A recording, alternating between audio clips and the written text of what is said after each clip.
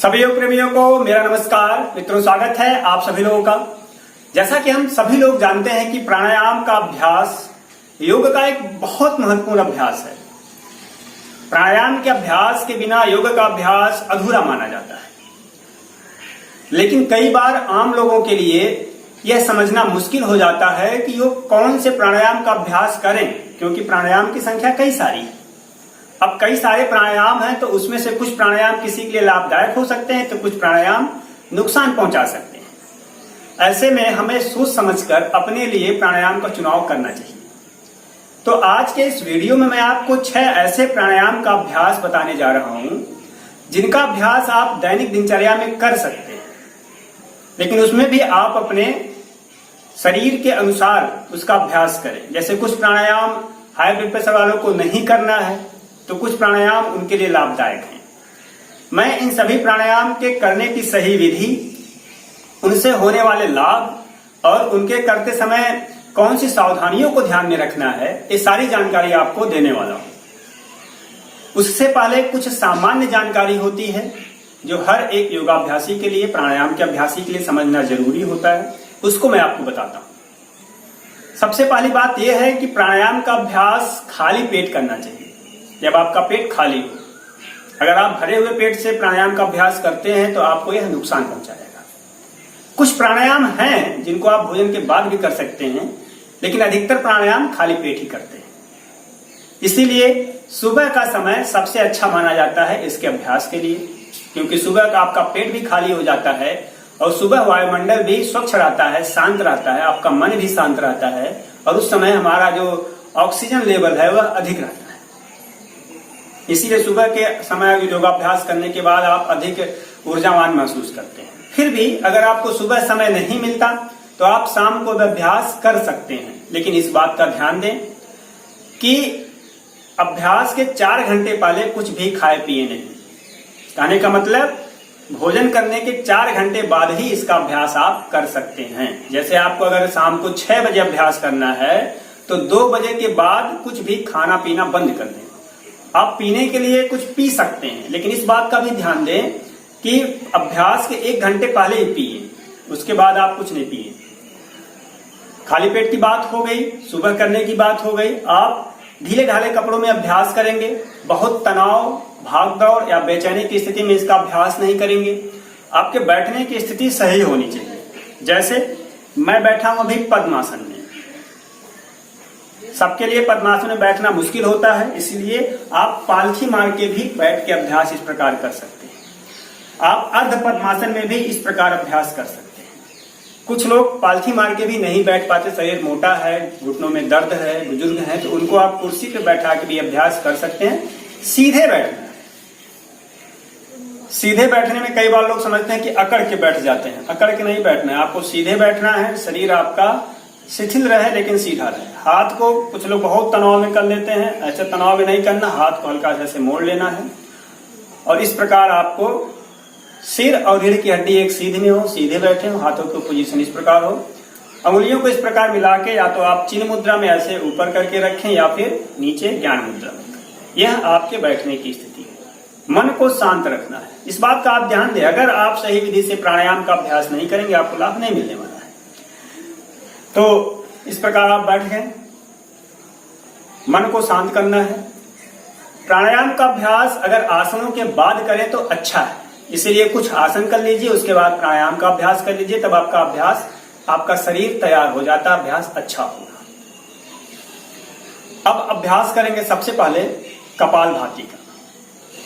कपालभाति के लिए आपको सीधे बैठना है। करना क्या है, मन को शांत करने के बाद 2-3 लंबी गहरी सांस लेकर शरीर को विश्राम देंगे। सांस लेना है सामान्य गति से और छोड़ना है झटके से।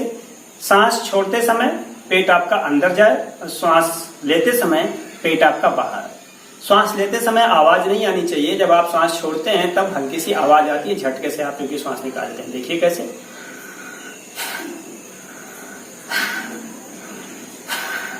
ऐसा आप 10 बार करेंगे।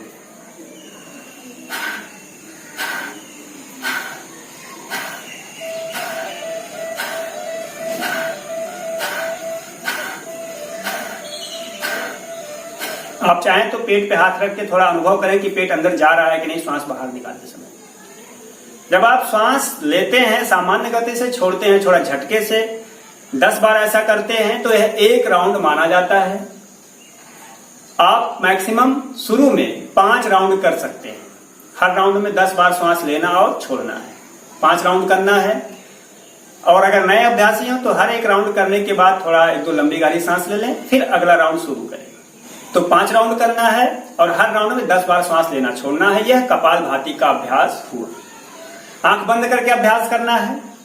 कपालभाति बहुत ही लाभदायक है। यह हमारे लंग्स को, फेफड़े को मजबूत बनाता है, स्ट्रांग बनाता है। जिनको दमा है, ब्रोंकाइटिस है, एम्फिसीमा है या टीबी है, उन सभी लोगों के लिए यह प्राणायाम बहुत ही लाभदायक है। यह हमारे पाचन तंत्र को भी ठीक करता है, हमारे पाचक अंगों की मालिश करता है, हमारे तंत्रिक नर्वस सिस्टम को बैलेंस करता है, उनको हेल्दी रखता है। साथ ही साथ जब आप इसका अभ्यास करते हैं तो अधिक ऑक्सीजन लेते हैं, हमारा ब्लड प्योर होता है, हमारे शरीर में ऑक्सीजन की मात्रा अधिक होती है। कपालभाति हमारे मन को मेडिटेशन के लिए, ध्यान के लिए, जब आप अभ्यास करेंगे ध्यान का, उसके लिए तैयार करता है। ईड़ा पिंगला नाड़ी को भी शुद्ध करता है। सावधानी इस बात की देनी है कि जिनको हाई ब्लड प्रेशर हो वो बहुत धीरे धीरे अभ्यास करेंगे या नहीं करेंगे। जिनको हार्ट की प्रॉब्लम हो कोई, वो भी अभ्यास नहीं करेंगे। जिनको हर्निया हो, पेट में अल्सर हो, उनको भी अभ्यास नहीं करना है। अगर मिर्गी का दौरा पड़ता हो या चक्कर आने की बीमारी हो किसी को, तो वो लोग भी इसके अभ्यास से बचेंगे। अब दूसरे प्राणायाम का अभ्यास करेंगे और वह है भस्त्रिका। भस्त्रिका में आपको क्या करना है, सांस लेना और छोड़ना दोनों तेजी से होता है। थोड़ा सा अंतर इसमें कपालभाति से, देखिए कैसे। सांस लेना भी जोर से है, छोड़ना भी जोर से है।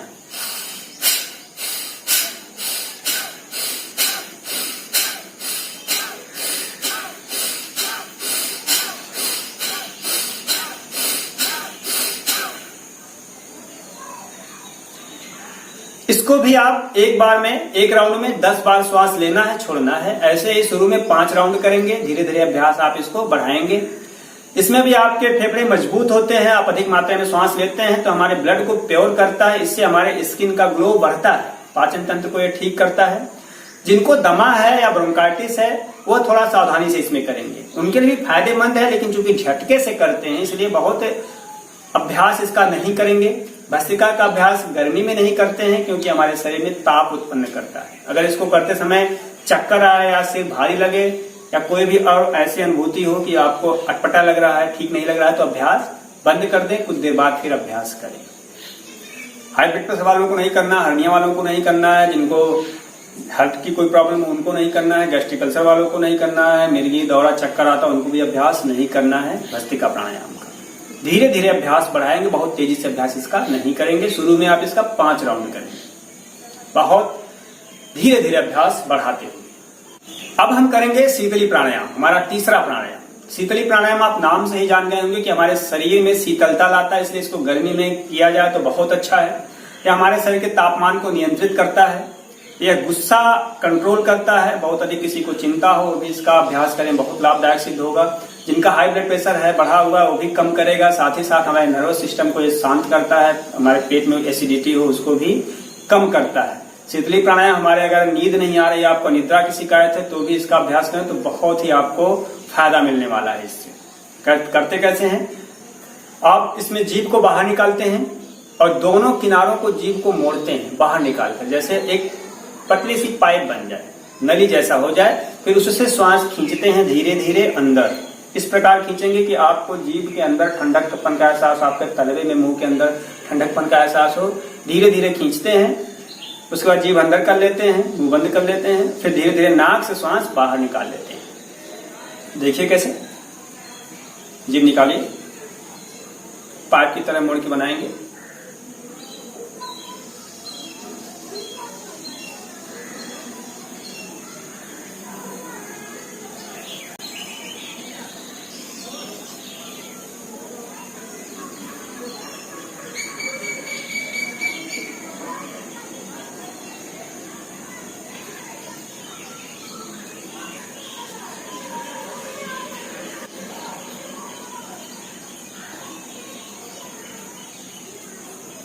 इस प्रकार आपको 10 बार करना है। आप इसका अभ्यास बढ़ा सकते हैं।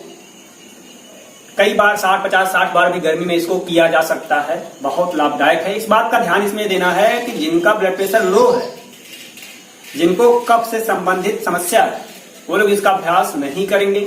सर्दी के मौसम में भी इसका अभ्यास नहीं किया जाता है। अब अगला प्राणायाम, चौथा प्राणायाम, अनुलोम विलोम प्राणायाम, अल्टरनेट नॉस्ट्रिल ब्रीदिंग। यह भी बहुत ही लाभदायक प्राणायाम है, हर कोई इसको कर सकता है, इसमें बहुत अधिक सावधानी की जरूरत नहीं है, लेकिन लाभ इसके बहुत सारे हैं। इसमें अल्टरनेट नॉस्ट्रिल ब्रीदिंग करते हैं, एक बार लेफ्ट से लेते हैं, राइट नॉस्ट्रिल से सांस निकालते हैं, फिर राइट नॉस्ट्रिल से लेते हैं, लेफ्ट से निकाल लेते हैं। सांस का लेना और छोड़ना बहुत ही धीरे धीरे होता है, बगल वाले को भी आवाज ना सुनाई दे, इतना धीरे आप इसमें सांस लेते हैं। कई बार कुछ लोग बहुत तेजी से सांस लेना बताते हैं, वह गलत तरीका है, सांस में बहुत धीरे धीरे लेते हैं।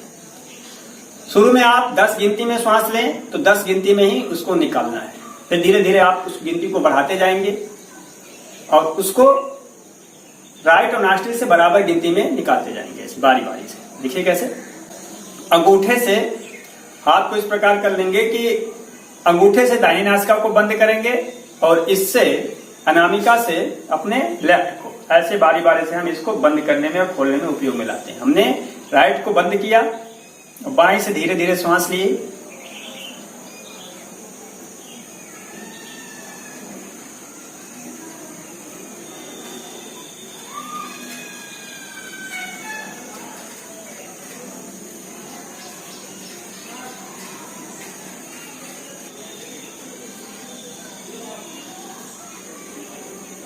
दाहिने से निकाल लिए धीरे धीरे, फिर दाहिने से लेंगे,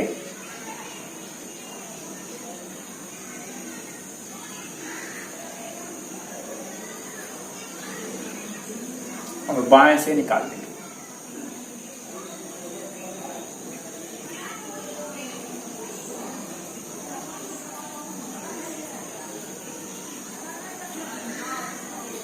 बाएं से शुरुआत में लिया, दाहिने से निकाला, फिर दाहिने से लिया, बाएं से निकाला, यह एक राउंड हुआ। ऐसे ही आपको शुरू में इसको 5 राउंड करना है। आप इसको 10 बार, 15 बार, 20 बार, जितनी देर तक चाहे इसको कर सकते हैं। ध्यान इसी बात का देना है, सीधे बैठना है, श्वास लेना और छोड़ना बहुत धीरे धीरे होना चाहिए। अनुलोम विलोम के फायदे बहुत सारे हैं। हमारे दोनों जो लेफ्ट और राइट ब्रेन है उसमें बैलेंस लाता है, हमारे नाड़ियों को ये शुद्ध करता है, मन को शांत करता है, हमारे सिंपैथेटिक और पैरासिम्पैथेटिक दोनों सिस्टम को बैलेंस करता है। जिनको बहुत अधिक गुस्सा आता हो, हृदय की धड़कन अनियमित हो, हाई ब्लड प्रेशर हो, वो लोग इसका अभ्यास करें। हृदय रोगी भी इसका अभ्यास कर सकते हैं। कुंभक नहीं करना, श्वास रोकना नहीं है इसमें। और जिनके रक्त में ऑक्सीजन की कमी हो, शरीर काला पड़ गया हो, बहुत अधिक सांस लेने का तरीका उनको नहीं पता है, बहुत लोग आधा अधूरा सांस लेते हैं, ऐसे सभी लोगों के लिए अनुलोम विलोम बहुत ही लाभदायक है। इसको अभ्यास करेंगे तो आपका मन शांत होगा, आपकी एकाग्रता बढ़ेगी, और मन की एकाग्रता इससे बढ़ेगी तो आप किसी भी काम को अच्छे ढंग से कर पाएंगे। जिनको बहुत अधिक मैंने बताया डिप्रेशन हो, तनाव हो, गुस्सा आता हो, वो भी इसका अभ्यास करें। मन शांत होगा, आपका शरीर आपका शांत होगा, मांसपेशियों का जो दर्द है शरीर में अकड़न जकड़न वो भी इसको करने से शांत होती है। लेकिन आप कम से कम इसको 5-10 मिनट तक करेंगे तभी इसका लाभ होगा। धीरे धीरे आप गिनती बढ़ाते जाएंगे, मन में गिनती गिननी। मैंने कहा 10 गिनती तक करना है आपको, तो मन में आप गिनती गिनते जाएंगे। 10 गिनती तक किया, फिर धीरे धीरे एक ही गिनती बढ़ाते जाए, आप 15 गिनती तक ले जाए, 20 गिनती तक ले जाए, लेना, फिर 20 गिनती तक धीरे धीरे छोड़ना। अभ्यास धीरे धीरे ही करना है, धीरे धीरे यह बढ़ाना है। इसलिए मैं बार बार कह रहा हूँ धीरे धीरे, क्योंकि तेजी से आप जब श्वास इसमें लेंगे छोड़ेंगे तो आपको फायदा नहीं मिलेगा। इसको सब लोग कर सकते हैं, कोई नुकसान नहीं है। इसमें सिर्फ एक बात की सावधानी आपको देनी है कि अनुलोम विलोम प्राणायाम का अभ्यास जो गर्मी बढ़ाने वाले प्राणायाम है या शीतलता प्रदान करने वाले प्राणायाम है उसके बाद करें। इसीलिए मैंने इसको भस्त्रिका और शीतली प्राणायाम के बाद आपको बताया। अब इसके बाद 2 प्राणायाम और करने हैं, भ्रामरी प्राणायाम और उज्जाई प्राणायाम। अनुलोम विलोम का अभ्यास भ्रामरी और उज्जाई के पहले किया जाता है और बाकी प्राणायामों के बाद में किया जाता है। अब हम लोग करेंगे उज्जाई प्राणायाम। उज्जाई प्राणायाम में क्या है कि आपको बैठना उसी तरीके से है, श्वास लेना है नासिका से, लेकिन श्वास लेते समय गले को थोड़ा संकुचित करना है, यानी हमारे जो गले की मांसपेशियां हैं उनको कॉन्ट्रैक्ट करना है, जिससे जो श्वास लेने की नली है, ट्रैकिया है, वो थोड़ा संकुचित होकर उसमें पतलापन आए, वो थोड़ी पतली हो जाए। और श्वास लेते समय हल्के से, जब श्वास लेके रगड़ते हुए श्वास जाती है तो घर्षण की आवाज आए, जैसे सोता हुआ बच्चा थोड़ी बहुत आवाज करता है श्वास लेते समय, उस प्रकार की आवाज आनी चाहिए। एक बार देखें।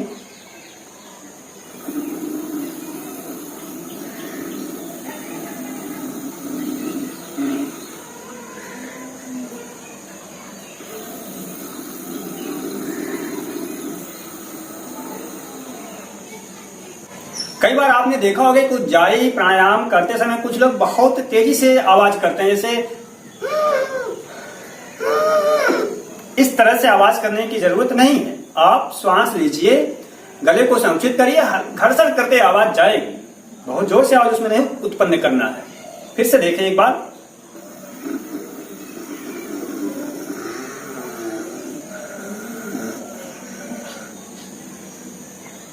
इस प्रकार करते हैं। कई बार गले में थोड़ा खराश उत्पन्न हो जाता है, रगड़ की आवाज आती है, ऐसा लगता है खांसी आ जाएगी, तो उसके लिए कोई दिक्कत नहीं है। तो ये उज्जाई प्राणायाम है, इसको भी आप शुरू में 5 बार 10 बार कर सकते हैं, कोई दिक्कत नहीं है। उज्जाई प्राणायाम के लाभ की बात करें तो यह भी हमारे मन को शांत करने वाला, हमारी एकाग्रता को बढ़ाने वाला है। यह हाई ब्लड प्रेशर वालों को करना चाहिए क्योंकि इससे उनका ब्लड प्रेशर कम होगा। यह हमारे नर्वस सिस्टम को हेल्दी और स्ट्रांग करता है। और अच्छी बात यह है कि इसको आप कभी भी कर सकते हैं।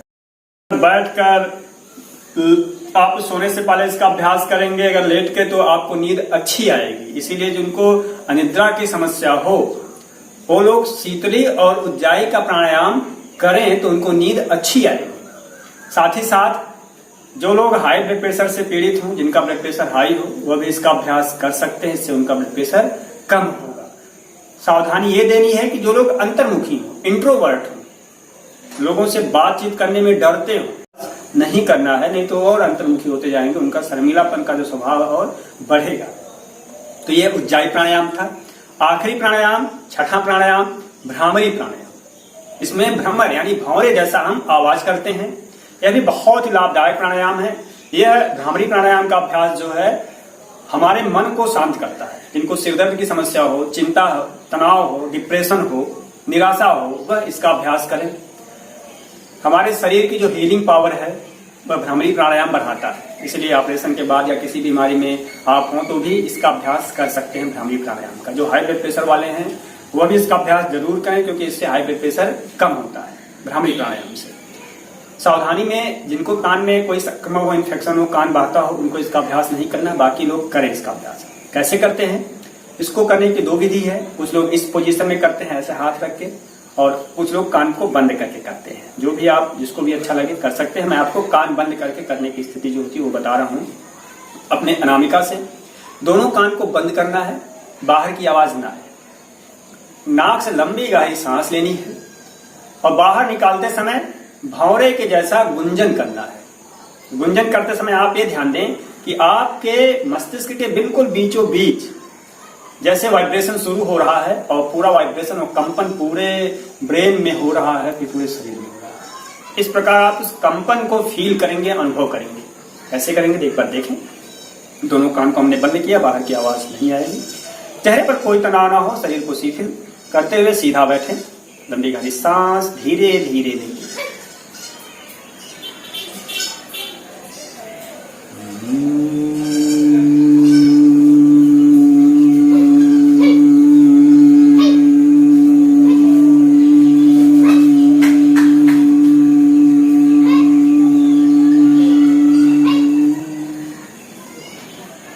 यह एक राउंड हुआ।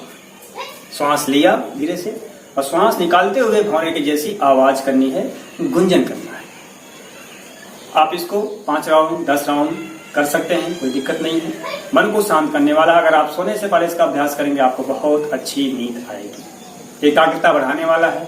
इसीलिए जो विद्यार्थी हैं, जो मानसिक श्रम करते हैं, जिनका मन थका हुआ है, वह लोग इसका अभ्यास नियमित रूप से करेंगे। तो अभी मैंने आपको 6 प्राणायाम के बारे में बताया कि उनको सही ढंग से कैसे करते हैं, उनके लाभ क्या हैं और सावधानियां क्या हैं। इन सभी प्राणायाम को आप और डिटेल में अगर आप सीखना चाहते हैं तो इससे संबंधित लिंक मैं आपको डिस्क्रिप्शन में दे दूंगा, क्योंकि इस पे मैंने अलग अलग वीडियो बनाए हैं। आप वहां जाके इसको और डिटेल में सीख सकते हैं। जब आपको अभ्यास करना हो तो स्वस्थ व्यक्ति तो सारे प्राणायाम का अभ्यास कर सकता है, लेकिन अगर किसी को कोई रोग हो, जैसे हाई ब्लड प्रेशर के हों, हार्ट के पेशेंट हो, हर्निया, अल्सर हो, तो ऐसे लोग कपालभाति भस्त्रिका का अभ्यास नहीं करेंगे, कोई दूसरा अभ्यास कर लेंगे, जैसे आगे मैंने बताया उसको कर लेंगे। कोई जरूरी नहीं कि आप 6 प्राणायाम का अभ्यास करें। अगर कोई रोगी है, अपने रोग के अनुसार अभ्यास करें, तभी आपको यह लाभ पहुंचाएगा। समय के बारे में बताया कि ऐसा ना हो कि आप 5-7 मिनट अभ्यास करें, उसी में 5 प्राणायाम का अभ्यास कर लें, उससे लाभ नहीं होने वाला। हर प्राणायाम पे आपको कुछ समय देना होगा। मैंने 6 प्राणायाम बताया है, तो कम से कम आपको 20-25 मिनट अभ्यास करना है।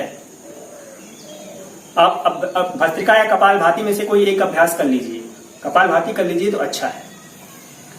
बाकी और प्राणायाम आप शामिल कर लीजिए, तो इससे आपका अभ्यास का समय बढ़ जाएगा। तो जब आप कम से कम 20-25 मिनट का अभ्यास करेंगे तो आपको अधिक लाभ मिलेगा। सावधानियों को ध्यान में रख के करें, जो मैंने शुरू में सावधानियां बताई कि तैयारियां, सीधे बैठना, खाली पेट करना है, सुबह करना तो अच्छी बात है, बहुत तनाव में नहीं करना है, हल्के कपड़े में करना है।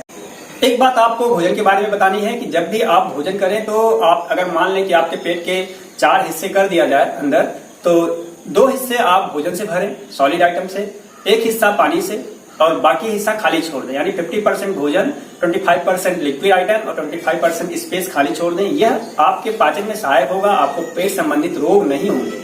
ऐसा ना हो कि भोजन अधिक मिले तो हम ज्यादा खा लेते हैं, इससे हमें गैस, कब्ज, एसिडिटी, अपच जैसी समस्या हो जाती है। इन सब नियमों का पालन करेंगे तो योग आपके लिए बहुत ही लाभदायक साबित होगा। आप प्राणायाम के पहले थोड़ा सा आसनों का अभ्यास कर लेंगे, सूर्य नमस्कार, कुछ वार्म अप एक्सरसाइज, तो और लाभदायक प्राणायाम हो जाएगा आपके लिए।